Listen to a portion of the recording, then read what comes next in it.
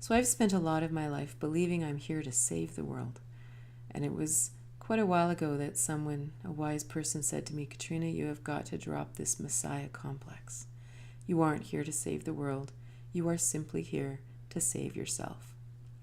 And I found this really hard to swallow because it's like it felt like my mission or something, that I was this, why else am I here, right?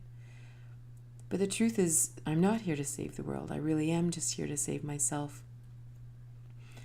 But all of these concepts, it's not so simple because we are all connected and we are here to help each other.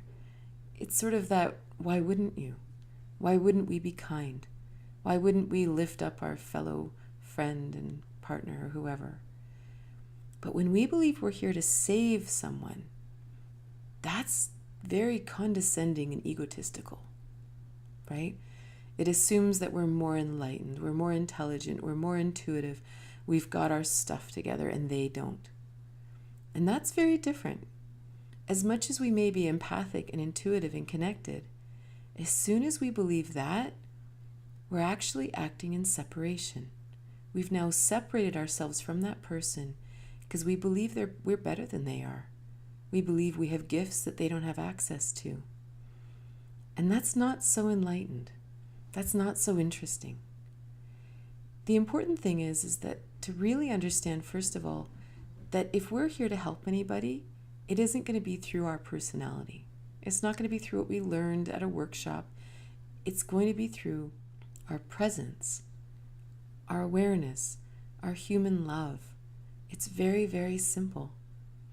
I think, people read my books and take my courses or whatever, but I don't even think it's what I say.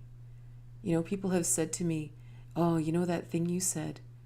And then I realize I didn't say anything. I just listened. But their consciousness filled in the gaps, which is the key, right? We all have all of our own guidance. We all know the path. Sometimes the best people are just the best listeners, and they help us the most on our journey. So as soon as we sort of get caught up in the whole I'm here to save the world thing, it's not true. I love to write books. If I'm writing a book because I think it's going to save the world, I'm not writing it for the right reasons. If I'm writing the book because I just love writing the book and I love exploring the concept and I want to share it, that feels like a better reason to do it. I swear all the courses I write and I offer, they were really my journey. And it's more like I'm just sharing my journey with you. And these were my struggles. This is the things that helped me. These are the teachers that have helped me along the way. But I fully have faith that you are on your journey. And we're just on it together, and I'm just telling stories, right? One of the things that really helped me with this was understanding that this is a spiritual journey. It isn't a journey of my personality or my ego. Maybe it is, but that's not what my goal is. So what that means is I actually have to include God in it, whatever you understand God to be. And what that means is I release the personality and just trust.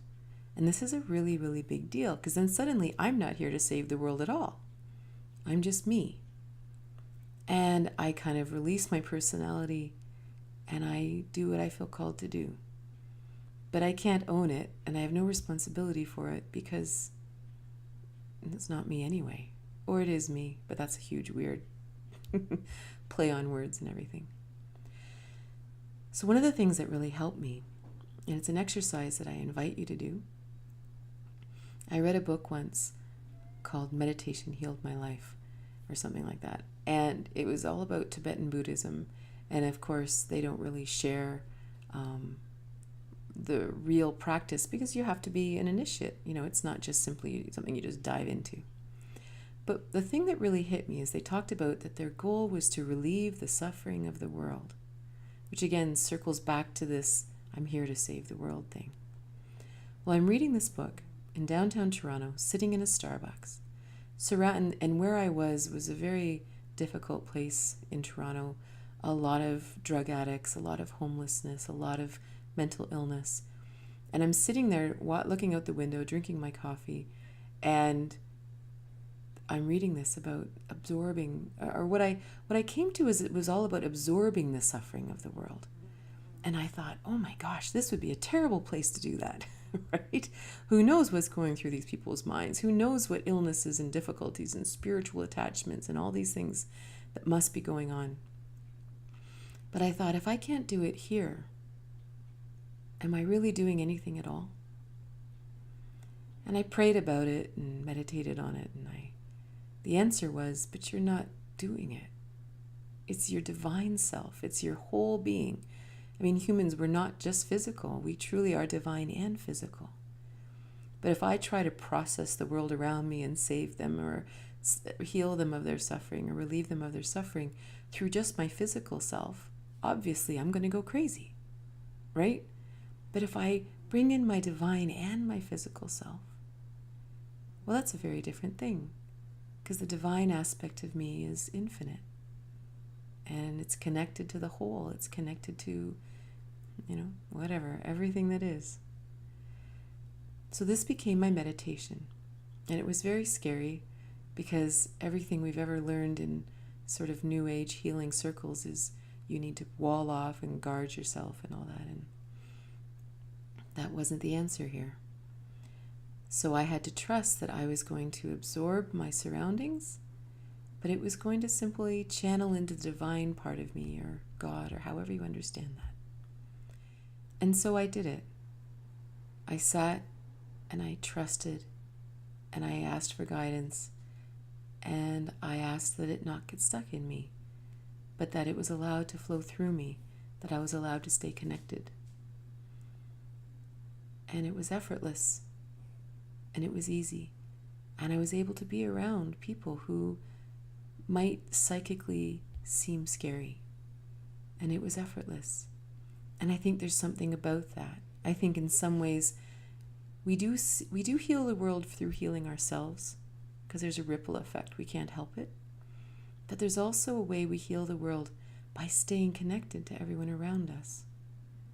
And that means trusting in this vertical alignment, this vertical integration into our divine selves, because then we're not afraid to stay connected to people who are really suffering and struggling in many, many ways.